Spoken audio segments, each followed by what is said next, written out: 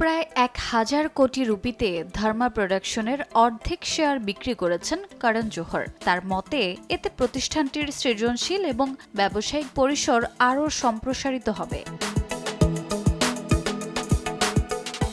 ধর্মা প্রোডাকশনের সৃজনশীল দিকটা দেখেন করণ। ব্যবসায়িক সবকিছু সামলান তার বন্ধু ও সিইও অপূর্বা মেহতা।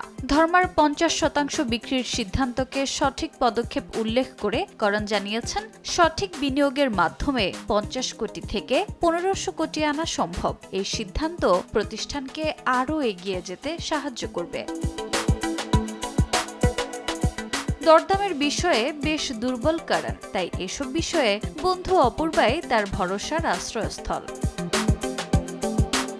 যদিও ধর্মা প্রোডাকশন বলিউডে বেশ জনপ্রিয়, তবে সাম্প্রতিক সময়ে কিছু চ্যালেঞ্জও ছিল প্রতিষ্ঠানটির। ২০২৩-২৪ সালে আয় কমে নেমে আসে ৫০%। একদিকে নতুন সিনেমা সেলফি এবং যোদ্ধা বক্স অফিসে মুখ থুবড়ে পড়ে, অন্যদিকে এক সময়ের জনপ্রিয় শো কফি উইথ করণও পায়নি দর্শকপ্রিয়তা। সব মিলিয়ে নতুন সিদ্ধান্ত প্রতিষ্ঠানটির অবস্থান ঘুরিয়ে দিতে পারে কিনা এখন সেটি দেখার অপেক্ষা।